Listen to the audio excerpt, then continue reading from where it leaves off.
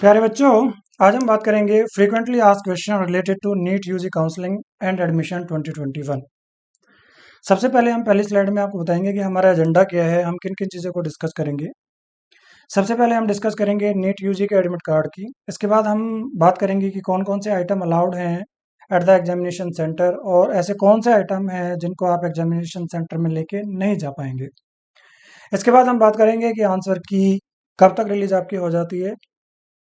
इसके बाद जो सबसे इम्पोर्टेंट चीज़ होती है किसी भी एडमिशन के लिए वो रहती है आपकी काउंसलिंग। ये आपकी दो तरीके से होगी, ऑल इंडिया कोटा की होगी और स्टेट कोटा की होगी। इसको हम डिटेल में डिस्कस करेंगे और इससे रिलेटेड जितने भी क्वेश्चन अभी तक बच्चों ने हमसे पूछे हैं अलग अलग प्लेटफॉर्म पे, चाहे वो कोरा की बात करें, चाहे यूट्यूब की बात करें, चाहे हमारे पर्सनल व्हाट्सएप मैसेज की बात करें या फ़ोन से बात करें, जो भी क्वेश्चन अभी तक बच्चों ने पूछे हैं उन सबको हम आंसर करने की कोशिश करेंगे।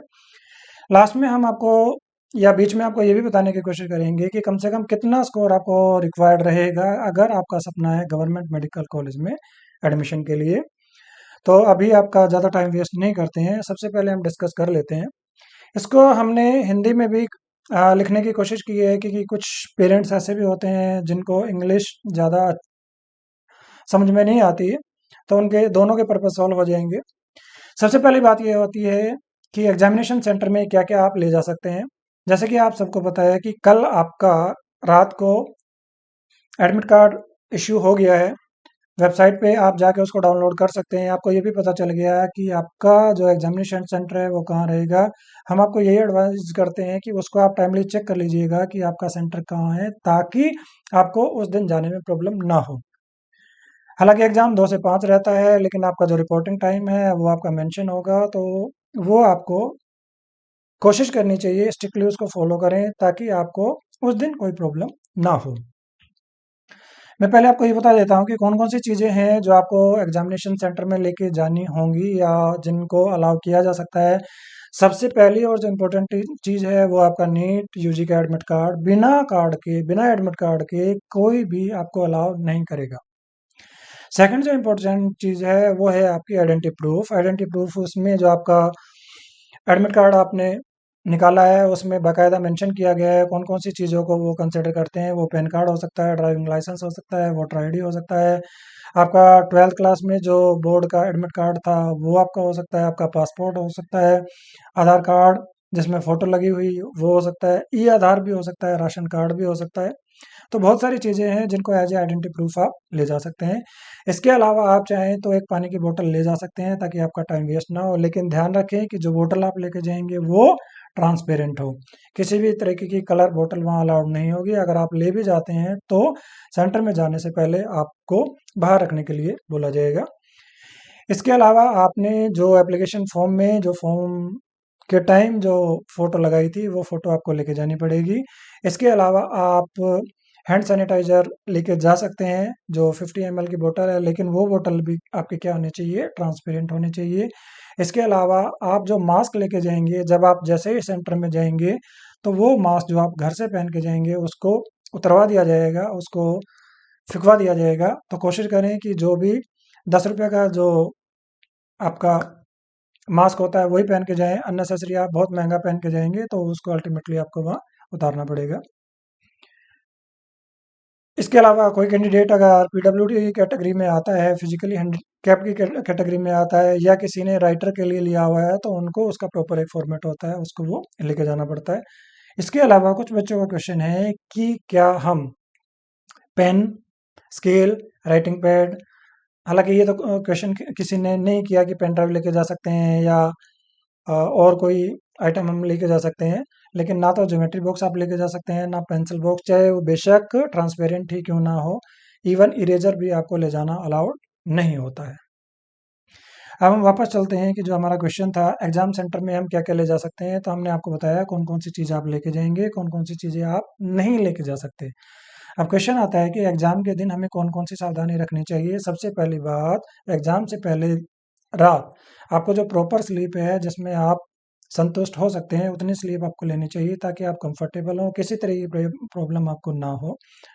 प्रॉपर स्लीप लें, लाइट फूड लें और जहाँ भी आपने ट्रैवल करना है टाइमली ट्रैवल करें ताकि लास्ट मिनट में आपको प्रॉब्लम ना हो। अपना जो एग्जामिनेशन सेंटर है उसको अच्छे से चेक कर ले और कोशिश करें कि एक दिन पहले ही अगर आपके कोई जानकार रहते हैं कुछ रहते हैं तो इन्फॉर्मेशन ले ले, ताकि कई बार क्या होता है कि सिमिलर नाम के दो इंस्टीट्यूट भी हो सकते हैं। ये हमने फिजिकली देखा भी है, कुछ बच्चों को इस तरीके की प्रॉब्लम आती है, तो इन चीज़ों से बचेंगे तो जाहिर सी बात है कि आप अच्छे से एग्जाम कर पाएंगे।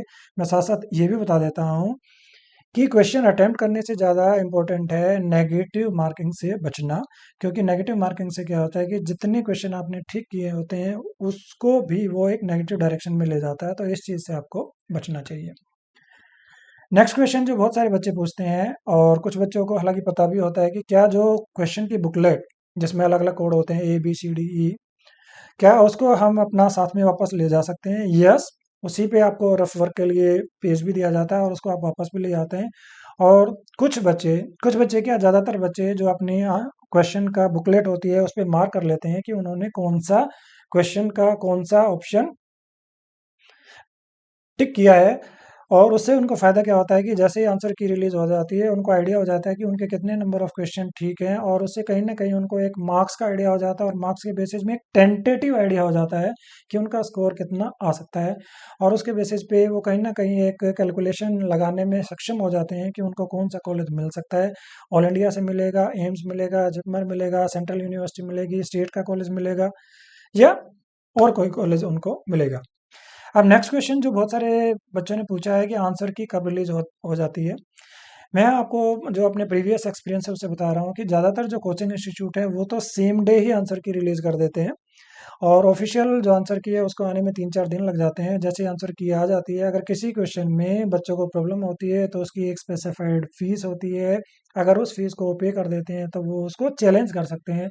अगर वो चैलेंज उनका एक्सेप्ट हो जाता है तो उसकी एडवांटेज उनको मिल जाती है। अब नेक्स्ट क्वेश्चन जो बहुत सारे पेरेंट्स, खासकर जो NRI पेरेंट्स हैं, OCI होल्डर हैं या PIO, उनका एक क्वेश्चन रहता है, क्या MBBS में एडमिशन के लिए इंडिया में नीट एग्जाम को क्वालिफाई करना कंपलसरी है? यस। अगर आप इंडिया से MBBS करना चाहते हैं तो आप किसी भी कैटेगरी से बिलोंग करते हैं, चाहे आप NRI हैं, आप OCI कार्ड होल्डर हैं, PIO, सभी के लिए नीट क्वालिफाई करना कंपलसरी है। और जहाँ तक बात है इंडिया में जो नीट का स्कोर वैलिड होता है वो सिर्फ और सिर्फ उसी सेशन के लिए होता है। जबकि अगर उसके बेसिस पे अगर आप फॉरेन के किसी कंट्रीज में, कुछ कंट्रीज में 3 साल तक के लिए भी वो वैलिड रहता है, तो उसको आप चेक कर सकते हैं। अब मैं साथ साथ एक आपको एक चीज़ और भी बता देता हूँ कि कुछ बच्चों का क्वेश्चन क्या होता है कि कौन उसके लिए एलिजिबल होते हैं। हालांकि इसमें सेकंड क्वेश्चन वो आएगा तो हम साथ साथ तभी डिस्कस कर लेंगे।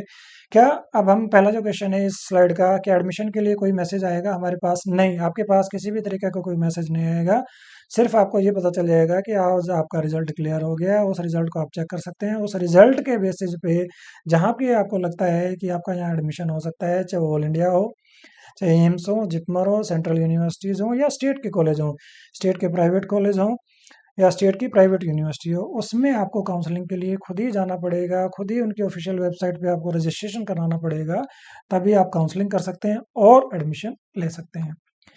काउंसलिंग कैसे करनी होती है और कौन लोग इसके लिए एलिजिबल हैं, मैंने आपको बताया। काउंसलिंग में पार्टिसिपेट करने के लिए आपका एलिजिबल होना ज़रूरी है। अलग अलग कैटेगरी की जो क्वालिफाइंग मार्क्स होते हैं वो अलग अलग होते हैं। अगर लास्ट ईयर की बात करें तो जनरल में जो मिनिमम कट ऑफ मार्क्स था दैट वाज 147। कहने का मतलब, अगर इंडिया में किसी बच्चे को लास्ट ईयर MBBS करना था तो उसका स्कोर जनरल कैटेगरी में 147 होना चाहिए था, तभी वो काउंसलिंग में पार्टिसिपेट कर सकता था। जिन बच्चों के उससे कम मार्क्स हैं वो उसके लिए एलिजिबल ही नहीं है। वो बच्चे ना तो काउंसलिंग कर सकते हैं ना एडमिशन ले सकते हैं। फिर क्वेश्चन आता है कि ऐसे लोग क्या करें? ऐसे लोग या तो अपना नेक्स्ट ईयर के लिए तैयारी करें, या कुछ कोर्सेज ऐसे होते हैं जिसमें कम नीट स्कोर पे भी एडमिशन होता है, जैसे BDS जैसे कोर्सेज होते हैं, उसमें सेकंड राउंड के बाद कई बार ऐसा होता है कि कट ऑफ को डाउन कर दिया जाता है, तो कुछ ऐसे कैंडिडेट होंगे जो उसमें एलिजिबल हो जाएंगे, फिर उसमें पार्टिसिपेट कर सकते हैं। ऐसा ही केस आपका BMS या BHMS के लिए भी हो सकता है। या कुछ वेटरनरी के ऐसे कॉलेज भी होते हैं जिसमें विदाउट नीट, लेकिन उनकी कैटेगरी अलग होती है, उन बच्चों को भी एडमिशन मिल सकता है। खासकर वेटरनरी के लिए हमने एक वीडियो भी बनाया हुआ है, चाहे तो आप उस वीडियो को देख सकते हैं। अब नेक्स्ट क्वेश्चन ये आता है कि क्या एम्स, जिपमर और जो सेंट्रल यूनिवर्सिटीज होती है उसमें कोई डोमिसाइल रिजर्वेशन होता है क्या? जहाँ तक मैं आपको बताऊं कि एम्स में किसी तरीके का स्टेट डोमिसाइल नहीं होता है, चाहे वो किसी भी स्टेट में सिचुएटेड हो। जहाँ तक बात है जिपमर की, जिपमर में स्टेट कोटा रिजर्वेशन होती है और उन बच्चों को काफ़ी एडवांटेज भी मिलती है, क्योंकि उनको कम स्कोर में भी जिपमर जैसा अच्छा कॉलेज मिल जाता है। ऐसे ही अगर सेंट्रल यूनिवर्सिटीज़ की बात करें तो दिल्ली यूनिवर्सिटी में रिजर्वेशन होता है स्टेट के बच्चों के लिए। स्टेट से मतलब है कि जिन बच्चों ने एजुकेशन 11th और 12th एनसीटी से किया है वो एलिजिबल हो जाते हैं और उनको उसका बेनिफिट भी मिलता है। जहाँ तक बात है बीएचयू में किसी तरीके का स्टेट का कोई बेनिफिट बच्चों को नहीं मिलता है। जहाँ तक बात है जवाहरलाल नेहरू यूनिवर्सिटी एएमयू अलीगढ़ की, उसमें जिन बच्चों ने 11th और 12th वहाँ से की होती है उन बच्चों को एडवांटेज मिलता है और थोड़े कम स्कोर में भी उनको एडमिशन मिल जाता है। नेक्स्ट क्वेश्चन क्या है कि एम्स, जिपमर और जितने भी गवर्नमेंट मेडिकल कॉलेज हैं क्या उनकी काउंसलिंग एक साथ होती है? मैं आपको बता देता हूँ कि 2020 से पहले एम्स का अपना एग्जाम भी अलग होता था, जिपमर का अपना एग्जाम अलग होता था, और जितने भी government medical college deemed universities हैं या प्राइवेट कॉलेज हैं या प्राइवेट यूनिवर्सिटीज़ हैं उनके लिए जो एग्ज़ाम होता था वो नीट यूजी होता था। लेकिन 2020 से अच्छी बात क्या हुई है, एम्स, जिपमर और जितने भी कॉलेज, चाहे वो आपके ईएसआई हैं, AFM, arm for medical college की बात करें या जो भी प्राइवेट और सेंट्रल यूनिवर्सिटी है, सबके लिए एक ही आपका एग्जाम होता है और एक जगह ही काउंसलिंग करके आप इनमें एडमिशन ले सकते हैं। लास्ट ईयर कितने स्कोर पर एडमिशन मिला था? इसके लिए हमने जो ऑल इंडिया कोटा में जितने भी कॉलेज पार्टिसिपेट करते हैं, चाहे वो आपके एम्स हों, चाहे जिपमर हों, चाहे गवर्नमेंट मेडिकल कॉलेज जिनकी 15% सीट ऑल इंडिया कोटा में आई थी उनकी कट ऑफ की बात हो, या एएसआई की कट ऑफ की बात हो, या सेंट्रल यूनिवर्सिटीज़ की बात हो, सबके कट ऑफ को हमने 3 वीडियो में कवर किया हुआ है। आप चाहें तो उन वीडियोज़ को देख सकते हैं, आपको एक आइडिया हो जाएगा कि लास्ट ईयर कौन कौन से कॉलेज में कितना कट ऑफ था। साथ में हमने फीस और भी बताने की कोशिश की है कि कुछ स्टेट ऐसे होते हैं जिसमें जो फीस होती है वो आपकी 4.5-5 लाख भी हो सकती है गवर्नमेंट मेडिकल कॉलेज में, और मिनिमम की बात करें तो ये 1350-1400 भी होती है। तो उस वीडियो को भी आप चेक कर सकते हैं। अब नेक्स्ट जो क्वेश्चन आता है, इंपॉर्टेंट क्वेश्चन आता है, क्या सरकारी कॉलेज में भी एनआरआई मैनेजमेंट कोटा होता है? हाँ जी, एनआरआई कोटा और मैनेजमेंट कोटा होता है, लेकिन मैं आपको ये भी बता देना चाहता हूँ कि सारे स्टेट और यूटीज ऐसे नहीं होते हैं जिसमें एनआरआई या मैनेजमेंट कोटा होता है। कुछ स्टेट ऐसे होते हैं जिसमें एनआरआई कोटा भी होता है और मैनेजमेंट कोटा भी होता है। उसका एग्जाम्पल है राजस्थान। राजस्थान के जो गवर्नमेंट मेडिकल कॉलेज हैं उसमें मैनेजमेंट की सीट भी होती है, उनकी फीस रहती है लगभग लगभग 7.5 लाख रुपए, और इसके अलावा वहाँ एनआरआई की सीट होती है गवर्नमेंट मेडिकल कॉलेज में। इसके अलावा कुछ स्टेट और भी हैं जहाँ के गवर्नमेंट मेडिकल कॉलेज में एनआरआई कोटा होता है लेकिन मैनेजमेंट कोटा नहीं होता है, जैसे हरियाणा है, हिमाचल है, पंजाब है, चंडीगढ़ है, इसके अलावा गोवा है, और बहुत सारे स्टेट ऐसे हैं जिनके प्राइवेट कॉलेज में एनआरआई कोटा होता है। लेकिन गुजरात एक ऐसा स्टेट है जिसके सेमी गवर्नमेंट मेडिकल कॉलेज में भी एनआरआई कोटा होता है। तो अगर आप वहाँ एडमिशन लेना चाहते हैं तो ले सकते हैं। अब बात ये आती है कि इसमें जो फीस रहती है वो कितनी रहती है। कुछ बच्चों को लगता है क्योंकि ये गवर्नमेंट मेडिकल कॉलेज है तो फीस हमारी कम होगी, लेकिन मैं आपको बता देता हूँ कि हालांकि इसमें फीस जो कम से कम होती है वो $75,000 होती है। $75,000 किसकी रहती है? जिपमर। जिपमर में टोटल जो 6 सीटें होती हैं, 5 जो मेन कैंपस है पुडुचेरी का और एक रायकल वाले कैंपस में एनआरआई की सीट होती है, उसकी जो फीस होती है $75,000 पर एनम। इसी तरीके से जो पुडुचेरी में इंदिरा गांधी मेडिकल कॉलेज है उसमें जो गवर्नमेंट मेडिकल कॉलेज जो है उसकी फीस रहती है $1 लाख। अगर हम बात करें हरियाणा में रहती है $1,25,000। इसके अलावा अगर हम बात करें राजस्थान में वो रहती है $1,35,000। हम बात करें हिमाचल प्रदेश में $20,000। इसके बाद हम बात करें चंडीगढ़ में या पंजाब में, उसकी फीस रहती है $1,10,000 फॉर कंप्लीट कोर्स। जो गुजरात के सेमी गवर्नमेंट मेडिकल कॉलेज हैं उसमें जो फीस रहती है लगभग लगभग $20,000 पर एनम। लेकिन अच्छी बात क्या होती है कि अगर आपका कम स्कोर भी है तो उसके बावजूद भी आप अच्छे स्टूडेंट जिनकी स्कोर कम से कम 600, 610, 615, 620 है, ऐसे बच्चों के साथ पढ़ने का आपका सपना पूरा हो सकता है एनआरआई कोटा से। इसकी टाइप्स भी अलग होती हैं। इसके लिए हमारा एक डेडिकेटेड वीडियो है जिसमें हमने टाइप्स बताने की कोशिश की है, फीस बताने की कोशिश की है, उसको भी आप चेक कर सकते हैं। अब अगला क्वेश्चन आता है कि काउंसलिंग में कितने राउंड होते हैं। काउंसलिंग में मैं आपको बता देता हूँ कि जो टोटल राउंड होते हैं वो 4 राउंड होते हैं। अब डिपेंड करता है कि कौन से कॉलेज में किस राउंड तक सीटें बचती हैं। तो अगर कहीं सीटें बचती हैं तो राउंड 1 होता है, राउंड 2 होता है, मॉपअप राउंड होता है और स्टे वैकेंसी राउंड होता है। स्टे वैकेंसी राउंड को कॉलेज लेवल काउंसलिंग या इंस्टीट्यूशनल लेवल काउंसलिंग भी कहते हैं। अब मैं थोड़ा सा आपको ब्रीफ कर देता हूँ कि काउंसलिंग का प्रोसेस क्या होगा। जैसे ही आपका नीट का एग्जाम हो जाएगा, लास्ट ईयर की बात करें तो जो नीट का एग्जाम था that was on 13th of सितंबर और जो रिजल्ट आया था वो आया था आपका 16th ऑफ अक्टूबर का। इस बार जो नीट का एग्जाम है वो है आपका 12th ऑफ सितंबर का और उम्मीद हम करते हैं कि जो आपका रिजल्ट आ जाएगा 15th अक्टूबर या उससे पहले आपका रिजल्ट आ जाएगा। फिर आपका काउंसलिंग का प्रोसेस स्टार्ट होगा। सबसे पहले ऑल इंडिया की काउंसलिंग होगी। ऑल इंडिया में कौन पार्टिसिपेट करेंगे, कौन से कॉलेज पार्टिसिपेट करेंगे, जितने भी एम्स हैं, इसके अलावा दोनों जिपमर, जितनी भी आपके सेंट्रल यूनिवर्सिटी और सेंट्रल इंस्टीट्यूशन वो पार्टिसिपेट करेंगे, ईएसआई पार्टिसिपेट करेंगे, जितनी भी डीम्ड यूनिवर्सिटी हैं वो पार्टिसिपेट करेंगी। इसके अलावा जितने भी गवर्नमेंट मेडिकल कॉलेज हैं उनकी 15% सीट यहाँ होगी।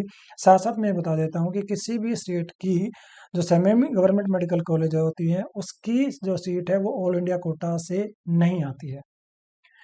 एएफएमसी में क्या होगा कि आपको रजिस्ट्रेशन यहाँ करना होगा। रजिस्ट्रेशन जितने बच्चों ने यहाँ टिक किया होगा उतने बच्चों की लिस्ट कंसर्न कॉलेज को भेज दी जाएगी। उनकी ऑफलाइन काउंसलिंग होगी और वहाँ से बच्चों का एडमिशन होगा। जब वहाँ एडमिशन हो जाएगा तो उसके बाद वो सीटें जिन बच्चों को एडमिशन मिला उनकी लिस्ट आ जाएगी एमसीसी के पास। अब सबसे पहले ऑल इंडिया का राउंड 1 होगा, उसके बाद स्टेट का राउंड 1 होगा, फिर ऑल इंडिया का राउंड 2 होगा, उसके बाद स्टेट का राउंड 2 होगा। स्टेट में कौन पार्टिसिपेट करता है, जितने भी गवर्नमेंट मेडिकल कॉलेज की 85% सीट है वो, प्लस जितने प्राइवेट कॉलेज या प्राइवेट यूनिवर्सिटी है उनकी 100% सीट जो होंगी वो स्टेट काउंसलिंग से होगी। सेकेंड राउंड के बाद अगर ऑल इंडिया कोटा में जो गवर्नमेंट मेडिकल कॉलेज है उसमें किसी कारण से कोई सीट बच जाती है तो वो रिस्पेक्टिव स्टेट को चली जाएगी और स्टेट उसके लिए अब काउंसलिंग कराएगा। इसके बाद भी अगर सीटें बच जाती हैं तो मॉपअप राउंड होता है और लास्ट में अगर फिर भी अगर सीटें बच जाती हैं तो स्टे वैकेंसी राउंड होता है। स्टे वैकेंसी राउंड में अगला क्वेश्चन हमने यही कवर किया है कि राउंड क्या होता है, इसकी एलिजिबिलिटी क्या होती है। इसके लिए हमने एक डेडिकेटेड वीडियो बनाया है, उसमें हमने ये भी बताने की कोशिश की है कभी कभी कम स्कोर वाले बच्चे को भी, लास्ट ईयर जैसे देखा जाए तो ऑल इंडिया में गवर्नमेंट मेडिकल कॉलेज में जो कट ऑफ था वो था 611, लेकिन स्टे वैकेंसी राउंड में 610 वाले बच्चे को एम्स में भी एडमिशन मिला, 623 वाले बच्चे को एम्स जोधपुर जैसा मेडिकल कॉलेज मिला। तो उस वीडियो को मैं समझता हूँ आपको ज़रूर देखना चाहिए, वो वीडियो आपके लिए बहुत हेल्पफुल हो सकती है। नेक्स्ट क्वेश्चन आता है कि ओपन स्टेट क्या होते हैं, क्लोज स्टेट क्या होते हैं। ओपन स्टेट हम उन स्टेट्स को कहते हैं जिसमें प्राइवेट कॉलेज की काउंसलिंग के लिए दूसरे स्टेट के बच्चे भी अलाउड होते हैं, वो आ सकते हैं, पार्टिसिपेट कर सकते हैं, एडमिशन ले सकते हैं। कुछ स्टेट तो ऐसे होते हैं जिनकी 100% सीट ओपन होती है, जैसे उत्तर प्रदेश। उसमें कोई भी बच्चा मेरिट के बेस पे आके काउंसलिंग कर सकता है, अपने मेरिट के हिसाब से एडमिशन ले सकता है। कोई भी डोमिसाइल वाले बच्चे को प्रायोरिटी नहीं मिलेगी, सारे बच्चे उनके लिए इक्वल रहेंगे। लेकिन कुछ स्टेट ऐसे होते हैं जिसमें कुछ ही सीट होती हैं, जैसे किसी स्टेट में 15% होती है, किसी में 20% होती है, किसी में 50% होती है। तो ओपन स्टेट में जो और एग्जांपल आते हैं वो आपका उत्तराखंड हो सकता है, आपका हरियाणा हो सकता है, आपका हिमाचल हो सकता है, आपका राजस्थान हो सकता है, आपका वेस्ट बंगाल हो सकता है, आपका बिहार हो सकता है, आपका आंध्रा हो सकता है, तेलंगाना हो सकता है, आपका तमिलनाडु हो सकता है। ये स्टेट हैं जहाँ त्रिपुरा में भी आप जाके काउंसलिंग कर सकते हैं। कुछ स्टेट ऐसे होते हैं क्लोज स्टेट, जैसे मैं आपको बताऊं, जैसे अगर गुजरात में आप चाहें तो सिर्फ और सिर्फ एनआरआई कोटा वाले बच्चे ही एडमिशन ले सकते हैं, दूसरे बच्चे उसके लिए अलाउड नहीं है। ऐसे ही महाराष्ट्र में सिर्फ जो महंगी फीस है, जिनकी फीस रहती है 1 लाख 1 करोड़ से ज़्यादा जिनका पैकेज रहता है, जिनको हम इंस्टीट्यूशनल लेवल पे जो सीट होती है उस टाइम आप उसमें एडमिशन ले सकते हैं। एमपी की बात करें, एमपी कहने को ओपन स्टेट है और वो बच्चों का रजिस्ट्रेशन भी करा लेता है, लेकिन हमारा एक्सपीरियंस ये है कि पहले जो काउंसलिंग होती है या सेकंड काउंसलिंग होती है उसमें वो सिर्फ और सिर्फ अपने स्टेट के बच्चों को ही देते हैं। इवन मॉपअप राउंड में भी वहाँ प्रॉपर जो एमपी के डोमिसाइल वाले कैंडिडेट होंगे उनको प्रेफर किया जाएगा। फिर भी अगर कोई सीट बच जाती है तब दूसरे स्टेट के बच्चों को एडमिशन मिलेगा। राजस्थान में क्या होता है कि पहले राउंड में सिर्फ और सिर्फ स्टेट के बच्चे एडमिशन लेंगे, सेकंड राउंड से दूसरे स्टेट के बच्चे भी एलिजिबल हो जाते हैं। आप अपने मार्क्स के बेसिस पे एडमिशन ले सकते हैं, लेकिन मैंने आपको बताया सिर्फ और सिर्फ प्राइवेट कॉलेज के लिए या प्राइवेट यूनिवर्सिटीज के लिए। क्या हम सेकंड राउंड के बाद सीट छोड़ सकते हैं? अगर आपने ऑल इंडिया कोटा से सीट ली है तो सेकंड राउंड के बाद आप सीट छोड़ सकते हैं। सीट जो आपको मिली है वो कॉलेज आप छोड़ सकते हैं, लेकिन आपको जो सिक्योरिटी है, अगर आपने डीम्ड के लिए 2,05,000 रुपये आपने जमा कराई थी तो वो आपको नहीं मिलेगी। मैं आपको साथ साथ बता देता हूँ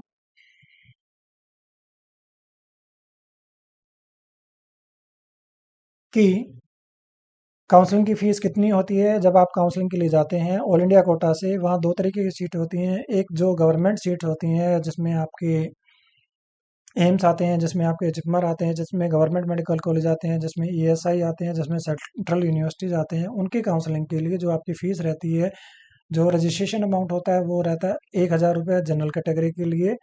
जो नॉन रिफंडेबल होता है 10,000 होता है आपका रिफंडेबल अमाउंट, वो होती है काउंसलिंग की फ़ीस। अगर आप किसी कैटेगरी से बिलोंग करते हैं, आप एससी हैं, एसटी हैं, या आप ओबीसी कैटेगरी से आते हैं, तो आपका जो non refundable amount registration amount है वो 500 रुपये रहेगा। और ये मैंने आपको लास्ट ईयर के बेसिस पे बताया, और 100% इस बार भी ये इतना ही रहेगा।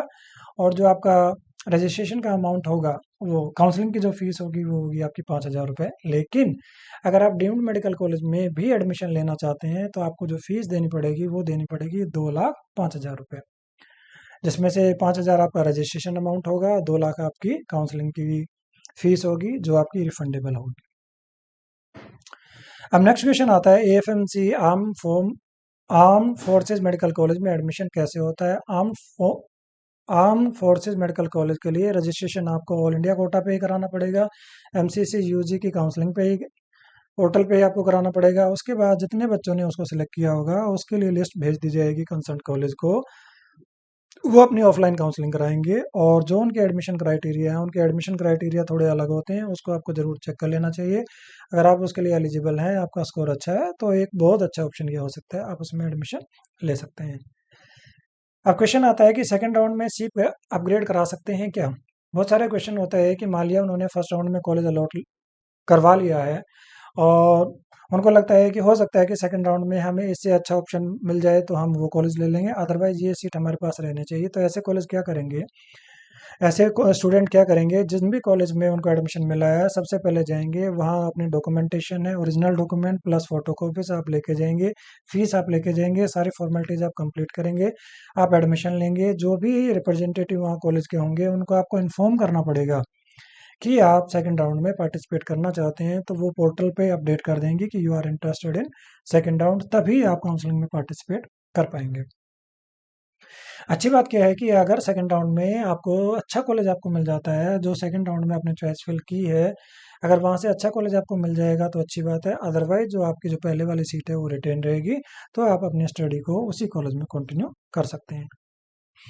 अगला क्वेश्चन आता है कि हमारी जो पहली वाली सीट है जो राउंड वन में मिली थी, वो हम अब सेकंड राउंड में रख सकते हैं क्या? मैं आपको बता देता हूँ, जैसे ही आप सेकंड राउंड में जाते हैं तो अगर आपको सेकंड राउंड में जो आपने चॉइस फिल की है उसके हिसाब से अगर कोई कॉलेज अलॉट हो जाता है तो ऑटोमेटिकली जो आपको पहले सीट मिली थी वो वहाँ से कैंसिल होके किसी और बच्चों को अलोकेट हो गई होगी। तो जैसे ही सेकंड कॉलेज अलॉट हुआ तो आप पहली वाली सीट को रिटेन नहीं करते हैं, कर सकते हैं, बेशक चाहे जो आपको अब कॉलेज मिला हो वो आपकी पसंद का हो या ना हो। अब नेक्स्ट एक इम्पोर्टेंट क्वेश्चन आता है कि हर स्टेट का अपना अलग अलग काउंसलिंग रजिस्ट्रेशन होता है क्या? बहुत सारे पेरेंट्स को ये पता नहीं होता है कि जिस भी स्टेट में आप एडमिशन लेना चाहते हैं, प्राइवेट कॉलेज में आप एडमिशन लेना चाहते हैं, तो उस स्टेट में आपको रजिस्ट्रेशन कराना पड़ता है। चाहे आप कर्नाटका की बात करें, केरला की बात करें, छत्तीसगढ़ की बात करें, उत्तर प्रदेश की बात करें, राजस्थान की बात करें, जहाँ भी आपने एडमिशन लेना है उस स्टेट में आपका रजिस्ट्रेशन होना ज़रूरी है।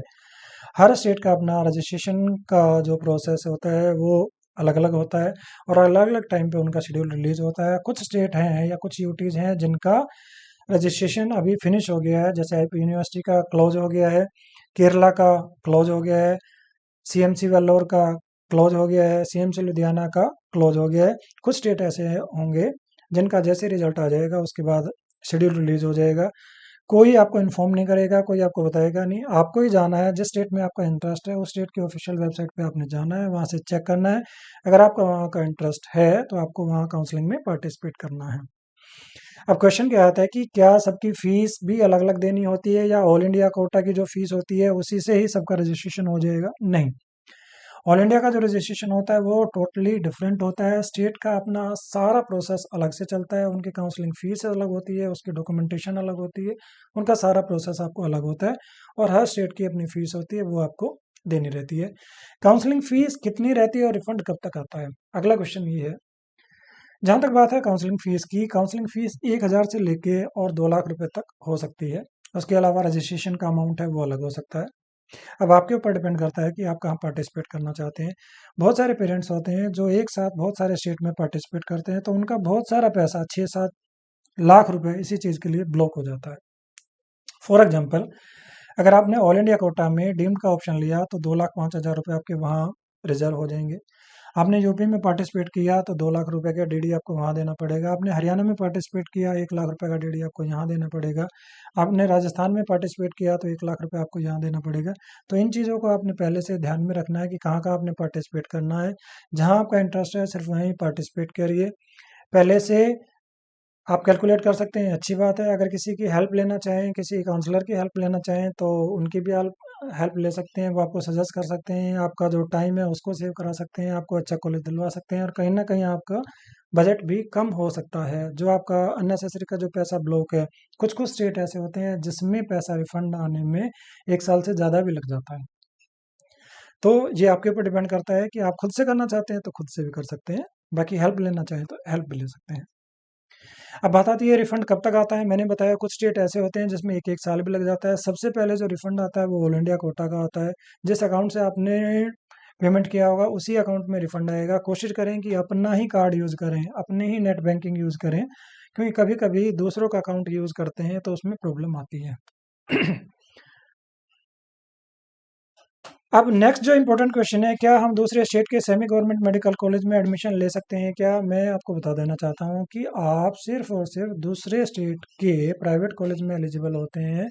उसमें जो सेमी गवर्नमेंट कॉलेज होते हैं उसमें आप एलिजिबल नहीं होते हैं। इसी तरीके से कुछ स्टेट के प्राइवेट कॉलेज होते हैं जिसमें कुछ गवर्नमेंट कोटा की सीट होती है, जिसकी फीस बहुत नॉमिनल होती है, तो दूसरी स्टेट के बच्चे इन सीटों के लिए भी एलिजिबल नहीं होते हैं, बेशक आपका स्कोर उस स्टेट के बच्चों से कितना ज़्यादा क्यों ना हो।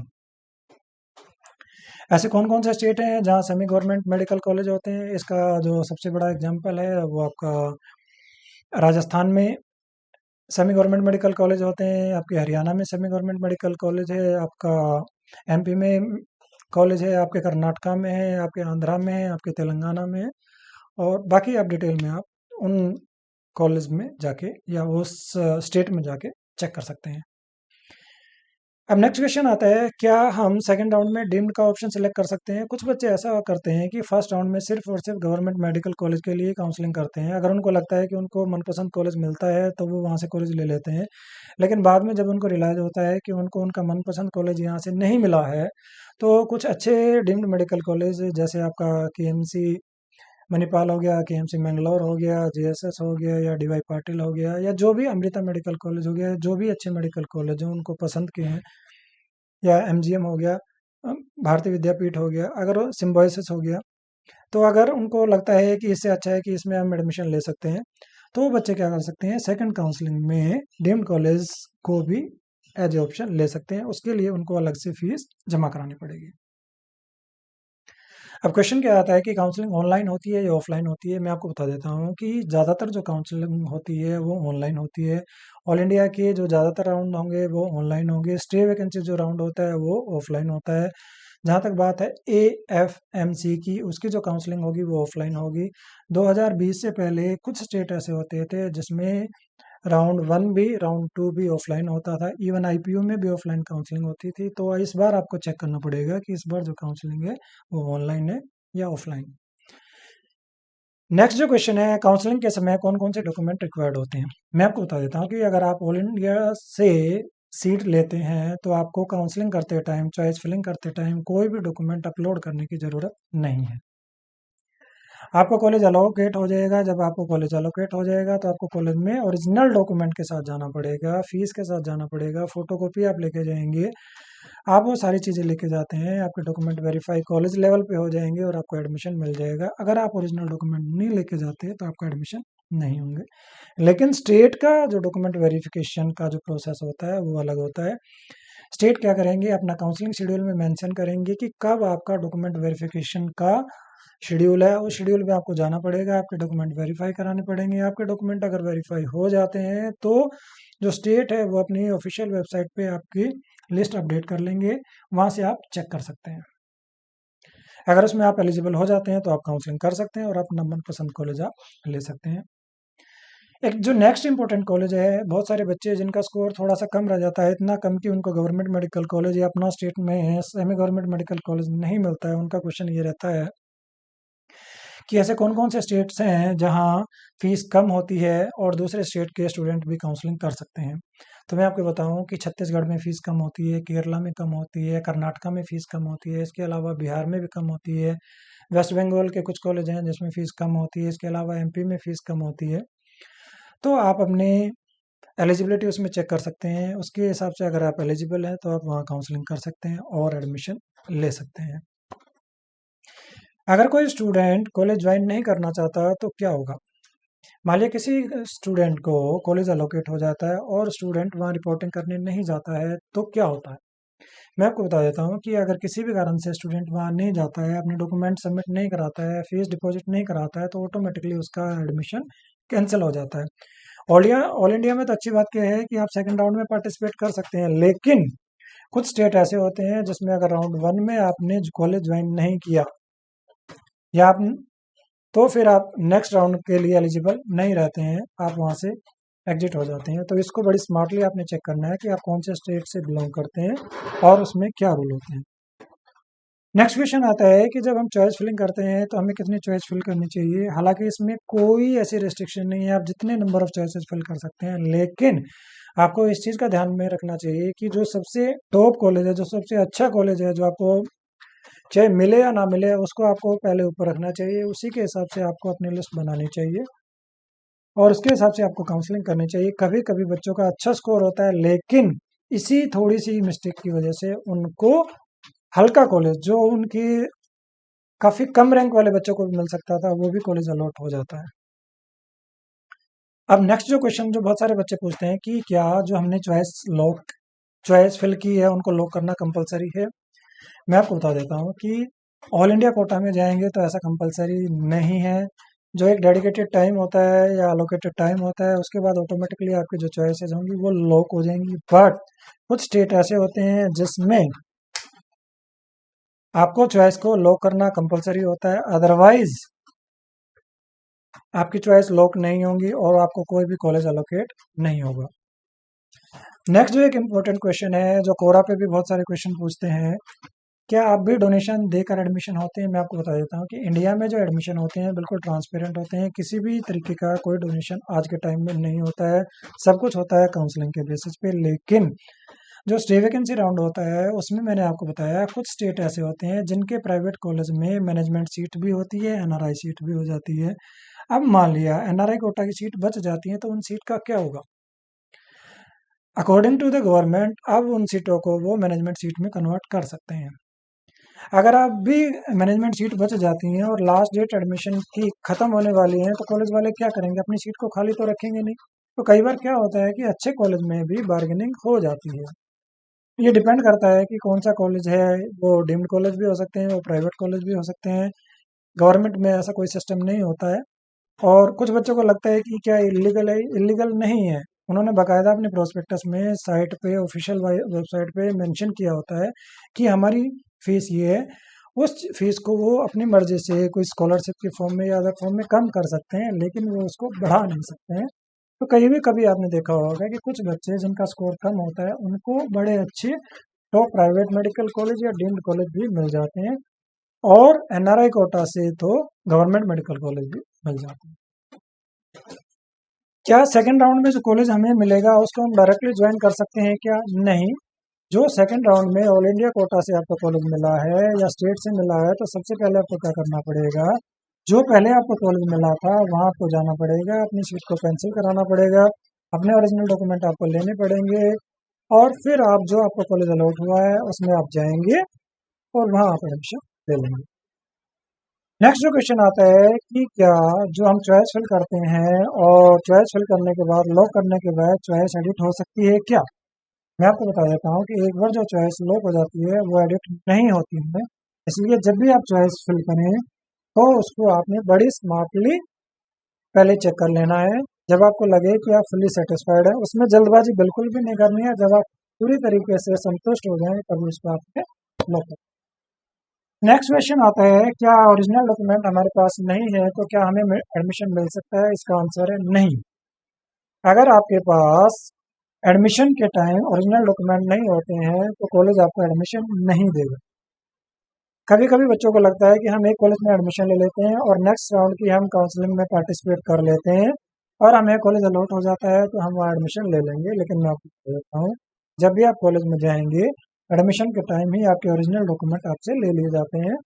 और अगर आप नेक्स्ट फर्दर राउंड में पार्टिसिपेट करना चाहते हैं तो पहले उस सीट को आपको छोड़ना पड़ता है, वहाँ से ओरिजिनल डॉक्यूमेंट आपको लेने पड़ते हैं, तभी आप आगे वाली राउंड में जा सकते हैं।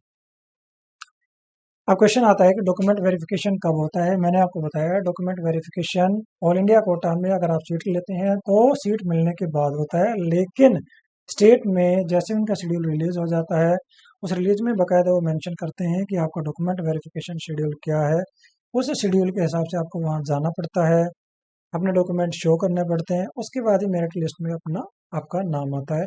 एनआरआई कोटा के जो बच्चे होते हैं उनका डॉक्यूमेंट का प्रोसेस बिल्कुल अलग होता है, उनके डॉक्यूमेंट्स भी अलग होते हैं, उनकी मेरिट लिस्ट भी अलग होती है और उनका एडमिशन का प्रोसेस भी थोड़ा सा अलग होता है। अब नेक्स्ट क्वेश्चन आता है, अगर किसी के बच्चे के नाम में अगर कुछ प्रॉब्लम है, माइनर प्रॉब्लम है, तो वो उसको कैसे रेक्टिफाई कर सकते हैं या उसका सोल्यूशन क्या है? तो उसके लिए आप क्या करेंगे, जब भी आप एडमिशन के लिए लेकर जाएंगे अपने बच्चे को डॉक्यूमेंट के साथ, तब आपने साथ में एक एफिडेविट लेके जाना है। उसमें आपने मेंशन करना है कि ये प्रॉब्लम है, आप एफिडेविट दे देंगे तो आपकी जो प्रॉब्लम है वो रिजॉल्व हो जाएगी। अब लास्ट में जो क्वेश्चन आता है कि काउंसलिंग कब से शुरू हो जाएगी, जैसे कि मैंने आपको बताया कि लास्ट ईयर जो आपका एग्जाम हुआ था 13 सितंबर को हुआ था, इस बार एग्जाम है आपका 12 सितंबर को। लास्ट ईयर जो रिजल्ट आया था वो आया था आपका 16 अक्टूबर को। इस बार आपका जो रिजल्ट है 15 अक्टूबर या उससे पहले आपका रिजल्ट आ जाएगा। लास्ट ईयर जो ऑल इंडिया कोटा की जो काउंसलिंग हुई थी वो 27 अक्टूबर के आसपास शुरू हुई थी। इस बार भी हम उम्मीद कर रहे हैं कि लगभग 25 जो अक्टूबर होगी उससे आपकी ऑल इंडिया कोटा की काउंसलिंग शुरू हो जाएगी और उसी मंथ के एंड में धीरे धीरे स्टेट अपने काउंसलिंग का शेड्यूल निकालना शुरू कर देंगे। हमने आपकी इजीनेस के लिए जितने भी स्टेट, जितने भी यूटी जो पार्टिसिपेट करते हैं काउंसलिंग या जो अलाउ करते हैं अपने पार्टी अपने यहाँ एडमिशन या काउंसलिंग, उनका सबका हमने अलग से अपने वेबसाइट पे डिटेल में बनाया हुआ है। जिस भी स्टेट में आपका इंटरेस्ट है, मान लिया आपका इंटरेस्ट है कर्नाटका में, तो आप लिखेंगे Karnataka MBBS admission 2021 plus get MBBS admission. आपको पूरी डिटेल मिल जाएगी, कौन से कॉलेज हैं, लास्ट ईयर का कट ऑफ क्या था, फीस क्या रहती है, और इवन आपको टेंटेटिव काउंसलिंग शेड्यूल भी वहाँ से मिल जाएगा। इसी तरीके से मान लिया आप केरला में एडमिशन लेना चाहते हैं, आप लिखेंगे Kerala MBBS admission 2021 plus get MBBS admission, तो वहाँ से आपको सारी डिटेल मिल जाएगी। आप चाहें तो हमारे यूट्यूब पे वीडियोज़ भी हैं स्टेट वाइज, उनको भी आप चेक कर सकते हैं, वो भी आपके लिए काफ़ी हेल्पफुल हो सकते हैं। बाकी हमने आपकी इजीनेस के लिए अपनी वेबसाइट का नाम यहाँ मेंशन किया है। अब हम उम्मीद करते हैं कि जो भी आपको टाइम मिला है 4-5 दिन, उसको आप अच्छे से यूटिलाइज करेंगे, अपने आप को काम रखेंगे, अच्छे से पेपर को अटेम्प्ट करेंगे। दोबारा मैं आपको बोल रहा हूँ, नेगेटिव मार्किंग से बचेंगे। जिस भी आप कॉलेज में आप एडमिशन लेना चाहते हैं उसके लिए जो डिज़ायर्ड स्कोर है वो आप लेके आएंगे। इसी के साथ इस वीडियो को हम यहाँ एंड करते हैं। Wish you all the best for your NEET exam. Thank you so much.